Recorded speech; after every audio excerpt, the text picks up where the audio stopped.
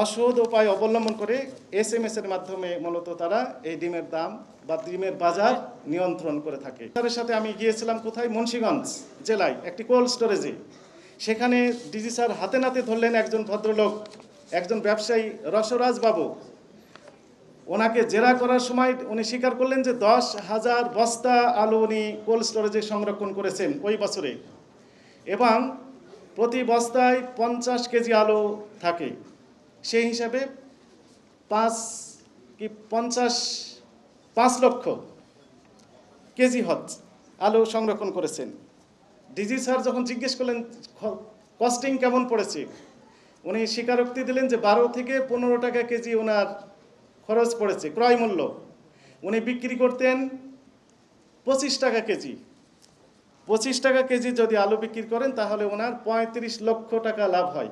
কিন্তু দুর্ভাগ্যজনক বিষয় হচ্ছে যে উনি ওই সময় বিক্রি করলেন 40 টাকা কেজি প্রতি আলু। অর্থাৎ আমরা হিসাব করে দেখলাম যে 10,000 বস্তা আলু বিক্রি করে তার 75 লক্ষ টাকা লাভ হচ্ছে একটা সিজনে। এবং উনি ব্যবহার করেন একটা বাটন ফোন। ডিজি স্যার দেখালেন যে এই বাটন ফোন দিয়ে এসএমএস এর মাধ্যমে উনি 75 লক্ষ টাকা লাভ করছেন। এটি অস্বাভাবিক। এবং তার কোনো টিআইএন নাম্বার নেই, উনি ভ্যাট দেন না, ট্যাক্স দেন না, সরকারকে কোনো রাজস্ব উনি দেন না।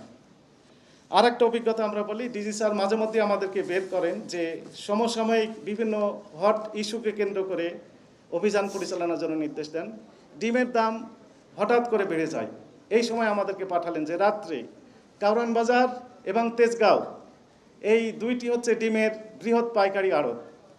রাত 12টার পর থেকে বিক্রয় কার্যক্রম শুরু হয়, ফজরের নামাজ পর্যন্ত হোলসেল এখানে হয়, এবং এসএমএস এর মাধ্যমে এখানে মূল্য নির্ধারণ করা হয়। গোটা বাংলাদেশের ডিম নিয়ন্ত্রণ করে কাউরান বাজার এইখান থেকে, এবং কাপ্তান বাজার তার সহযোগী।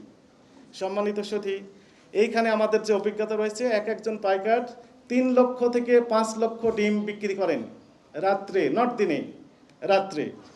আমাদের অভিজ্ঞতা হয়েছে কোনো ব্যবসায়ী প্রতি ডিমে 1 টাকা পর্যন্ত লাভ করে থাকেন। 1 টাকা যদি লাভ করেন তাহলে 5 লক্ষ ডিম বিক্রি করলে ওনার 5 লক্ষ টাকা দিনে নয়, রাত্রে, শুধু এক রাত্রে এবং কয়েক ঘন্টার মধ্যে। এবং এই ডিমগুলো ভ্যান থেকে নামাতেও হয় না, যে গাড়িতে আসে ওই গাড়ি থেকে আনলোড করে অন্য পক্ষ নিয়ে চলে যায়।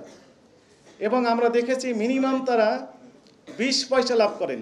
একটা ডিমে যদি 20 পয়সা লাভ করেন তাহলে ওনার দেখা যাচ্ছে যে প্রতি রাত্রে 60,000 টাকা লাভ হচ্ছে। 3 লক্ষ ডিম যদি আমরা ধরি, এভারেজ 3 লক্ষ ডিম তারা বিক্রি করে।